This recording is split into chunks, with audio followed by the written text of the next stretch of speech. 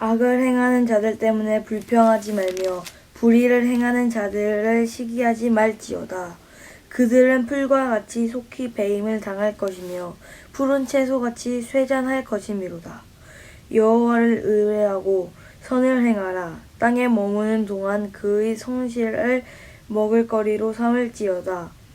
또 여호와를 기뻐하라. 그가 내 마음의 소원을 내게 이루어 주시리로다. 내 길을 여호와께 맡기라.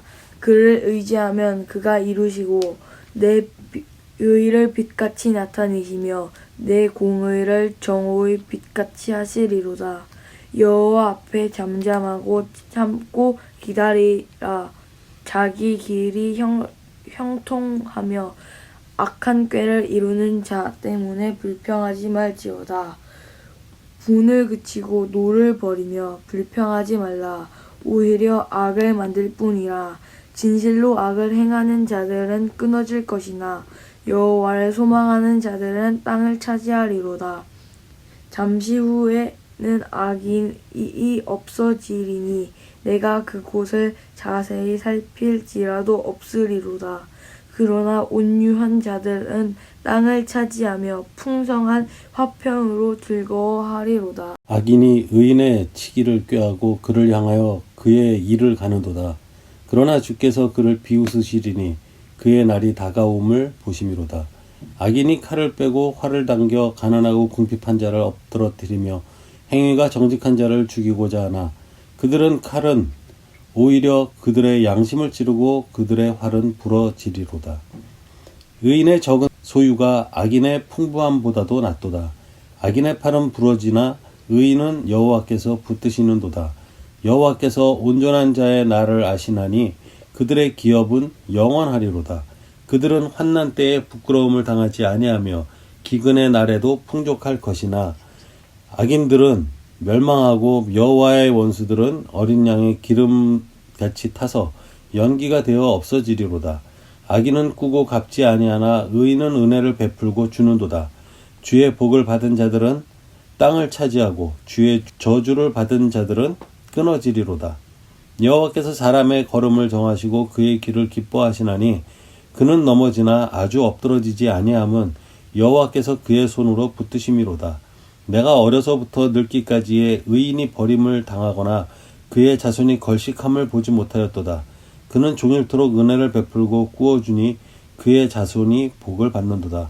악에서 떠나 선을 행하라. 그리하면 영원히 살리니 여호와께서 정의를 사랑하시고 그의 성도를 버리지 아니하심이로다. 그들은 영원히 보호를 받으나 악인의 자손은 끊어지리로다. 의인이 땅을 차지하며 거기서 영원히 살리로다. 의인의 입은 지혜로우며 그의 혀는 정의를 말하며 그의 마음에는 하나님의 법이 있으니 그의 걸음은 실족함이 없으리로다. 악인이 의인을 엿보아 살해할 기회를 찾으나 여호와는 그를 악인의 손에 버려두지 아니하시고 재판 때에도 정죄하지 아니하시리로다. 여호와를 바라고 그의 도를 지키라. 그리하면 내 땅을 차지하게 하실 것이라. 악인이 끊어질 때에 내가 똑똑히 보리로다. 내가 악인의 큰 세력을 본즉 그 본래의 땅에 서 있는 나무의 잎이 무성함과 같으니 내가 지나갈 때에 그는 없어졌나니 내가 찾아도 발견하지 못하였도다. 온전한 사람을 살피고 정직한 자를 볼지어다. 모든 화평한 자의 미래는 평안이로다. 범죄자들은 함께 멸망하리니 악인의 미래는 끊어질 것이나 의인들의 구원은 여호와로부터 오나니 그는 환난 때에 그들의 요새이시로다. 여호와께서 그들을 도와 건지시되 악인들에게서 건져 구원하심은 그를 의지한 까닭이로다. 시편 37편 말씀 가운데서 오늘은 1절에 있는 내용에서부터 7절 요 정도까지의 그 내용을 집중적으로 바라볼 건데, 그럼 전반적으로 이 다윗이 뜻하는 바가 어떤 부분인가, 특히 이 시에서는 그 의라는 부분이 나오고 있고 악과 악하지 않은 것을 대비를 하고 있는 내용이 많이 나타나는데, 1절에서 바로 보는 것처럼 악을 행하는 자들 때문에 불평하지 말며 불의를 행하는 자들을 시기하지 말지어다 이렇게 써 있는데, 여기에서 시기한다라는 말은 부러워한다라는 말도 포함이 되어 있는 단어가 되겠어요. 카나라고 하는 히브리어로서 시기하다, 질투하다, 열심히 하다 이런 말이 돼 있는데, 의로운 자라고 하는 것은 우선 착하게 사는 것, 정의롭게 사는 것, 바르게 사는 것, 이렇게 의미를 우리들이 가지고 생각을 하고 있는데, 그 의롭게 사는 것이 도대체 무엇이냐? 결코 이 세상에서 가진 소유가 많지 아니하고, 그리고 그 자기가 가지고 있는 것을 자기의 것으로 더 많이 차지하고 있지 아니하고, 가급적이면 나누어주고 자기에게는 필요한 정도의 양 정도만 남겨놓고 있는 것.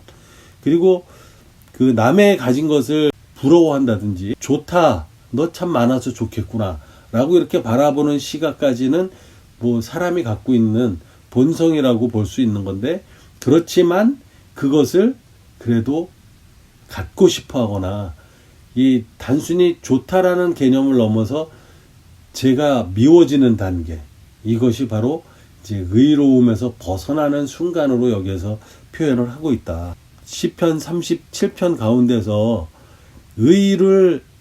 너의 의를 빛같이 나타내시며 네가 생활 가운데서 나타내고 있는 바들을 내가 이 세상을 향하여서 빛처럼 나타낼 것이다. 6절의 요 말씀들은, 공의라고 하는 것은 정의와 너의 가지고 있는 의로움과는 약간 다른 개념으로 옳고 그른 것까지 판단을 하고 재판하는 것과 같은, 그러니까 너의 그 행위가 옳은 것이냐 아니냐, 그리고 옳다면 얼마나 옳은 것이냐, 간신히 죄를 면할 정도의 옳음이냐, 아니면 그 빛이 정말 정오의 태양처럼 이 세상을 향하여서 나타내는 아주 강하고 뜨거운 하나님의 빛, 이것을 정오의 햇빛으로 이 성경 전체에서는 이야기를 하고 있는데, 그러한 성경에서의 이야기하고 있는 정오의 빛과 같은 그 빛의 어떤 밝기로 비교를 해서 이 빛을 이 세상에 드러나게 하시겠다 라고 이야기를 하고 계시다. 그럼 이것이 결과적으로 뭐냐? 너의 그 작은 빛, 그 가지고 있는 빛이 세상에 드러나게 됨으로써 그 작은 빛을 가지고 있는 많은 하나님의 백성들의 빛들이 모여지면 하나님의 빛이라고 하는 정오의 강렬한 햇빛처럼 이 세상을 밝히 비추는 정의로운 빛이 바로 그 빛들이다 라는 의미도 있지만, 이 정오의 빛은 우리가 생각하는 대한민국이라고 하는 나라 안에서 바라보는 이 빛의 밝기와는 비교가 되지 않는다.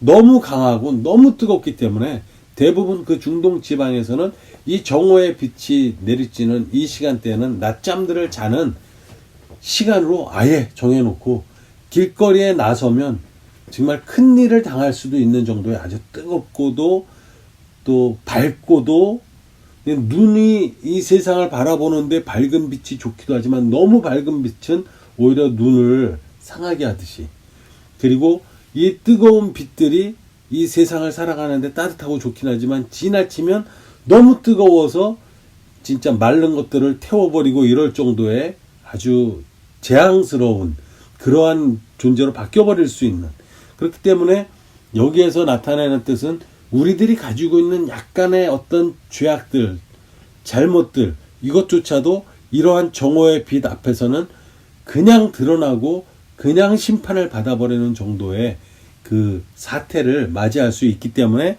그러한 상황에서는 우리들이 할 수 있는 것은 무엇인가? 7절에 보면 여호와 앞에 잠잠하고 참고 기다리라. 자기의 길이 형통하며 악한 꾀를 이루는 자 때문에 불평하지 말지어다. 이것은 아까의 내용과 같은 내용이지만 또 보는 시각을 다른 방향에서 해서 어떤 면에서 이야기를 하고 있냐면, 내가 시기를 하지 마라 라고 하는, 너희들이 스스로 주관적인 느낌으로 남의 것을 부러워하거나 갖고 싶어하거나 그것을 질투하는 마음을 갖지 마라, 이렇게 얘기한 단계에서 이번에는 7절에서 이야기를 하는 것은, 그들 때문에 불평하지 말라고 하는 것은 능동적인 사태에 대해서 나타내는 이야기가 아니라, 상대방이 나에게 어떤 불편함과 불의함과 나에게 불공평함을 나에게 끼쳤을 때 그것을 가지고 싸우고 다투고 하는 것이 아니라 그 사태조차를 받아들이는데, 단순히 받아들이면서 자기의 마음을 숨기고 지낼 수 있는 것까지도 좋지만 그 불평할 수 있는 내용의 이야기들을 입 밖으로 내서 투덜거리지 마라. 그러니까 수동적인 상태에서도 그들에게 나에게 가해진 불공평하다라고 생각하는 이것을 투덜댐으로써 어떤 일이 발생된다라고 이야기를 하시냐 하면, 내가 그들을 미워하고 질투하고 나쁜 마음을 갖고 이렇게 되는 것 자체가 내가 의로운 사람의 입장에서 있는 상태가 망가지고 내가 의롭지 않은 사람으로 바뀌어버릴 수가 있다.